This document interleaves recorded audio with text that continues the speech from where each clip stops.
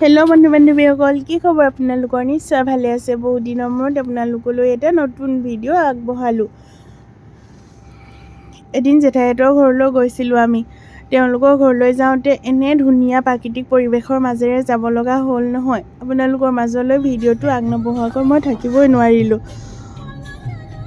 ঢকুৱাখানাৰ পৰা ভিতৰুৱা গাঁও এখনত জেঠাইহঁতৰ ঘৰ, নেওকঘুলি নাম ঠাইখনৰ। তেওঁলোকৰ গাঁৱলৈ এইবাৰ মই ফাৰ্ষ্ট টাইম গৈছোঁ।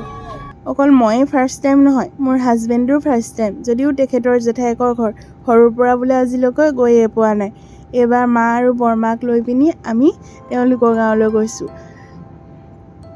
এয়া চাওকচোন, যেনেকুৱা ৰাস্তাৰে গৈ আছোঁ, দেখি পিনি আপোনালোকৰ কেনেকুৱা অনুভৱ হৈছে? আপোনালোকে বাৰু ভাবিছে নেকি কোনোবা অভয়াৰণ্যৰ মাজত সোমাই আছোঁগৈ বুলি? এয়া নহয়, এইখন এখন গাঁৱেই হয়।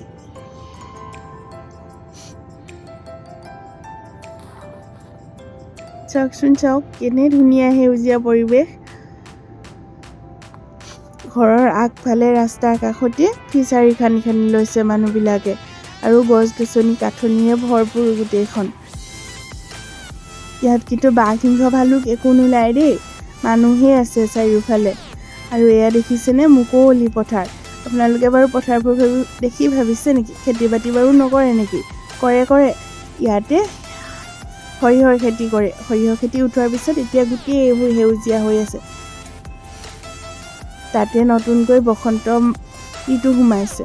ভাবক কেনে ধুনীয়া সেউজীয়া হৈ থাকিব, গছ বনবোৰত নতুন নতুন পাত ওলায়। ইমানেই ধুনীয়া পৰিৱেশ, মানে আপোনালোকে উপভোগ কৰকচোন। মোৰ যে তামাম ভাল লাগিল তালৈ গৈ। ঘৰৰ বাৰীবিলাক দেখিছেনে? তামোল, কল, পাণ, শাক পাচলিৰে ভৰপূৰ। যদিও বা কেঁচা ৰাস্তা, গাঁৱৰ ৰাস্তা, কিন্তু আলি পদূলি বৰ ভাল দেই।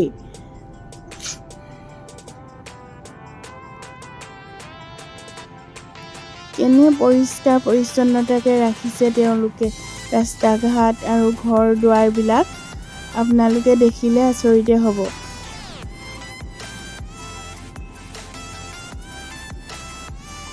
দেখিছেনে ৰাস্তা ঘাট কেনে ধুনীয়াকৈ ৰাখিছে?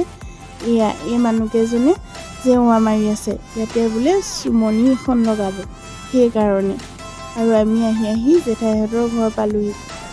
আহি পোৱাৰ লগত সকলোৱে বহি কথা বতৰা পতা, খোৱা বোৱা কৰিলোঁ। পিছে মই অকল বাৰীবিলাকহে চাই ফুৰিব পাৰিলোঁ। তেওঁলোকৰ বাৰীবোৰ বৰ ডাঙৰ ডাঙৰ, তাতে শাক পাচলি, তামোল পাণ ভৰপূৰ। এয়া এওঁলোকৰ জেঠাইহঁতৰ দাদাহঁতৰ ঘৰ, মাজু দাদা পুতেকৰ ঘৰ। জেঠাইহঁতৰ ঘৰত অহাৰ পিছতে দাদাহঁতৰ ঘৰ পালোহি। বৌয়ে তাঁত লগাই থৈছে। মই পিছে ঘৰৰ ভিতৰত বেছি সময় বহাই নাই। মই অকল মাত্ৰ তেওঁলোকৰ চাৰিওফালৰ পৰিৱেশবোৰহে উপভোগ কৰি আছোঁ।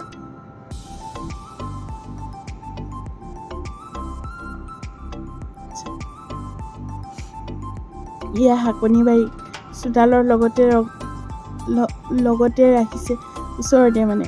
আৰু এয়া জেঠাইহঁতৰ ঘৰত বৌয়ে তাঁত লগাই ৰাখিছে।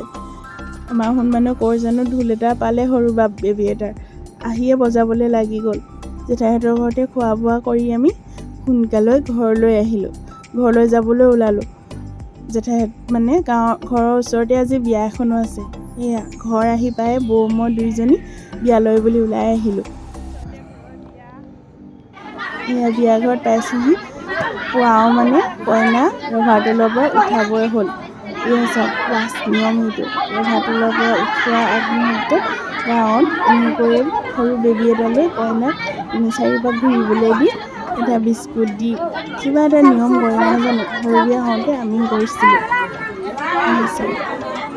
আজি ভিডিঅ'টো দীঘলীয়া নকৰোঁ, ইমানতে সামৰিছোঁ। আৰু নতুন ভিডিঅ' আপোনালোকৰ মাজলৈ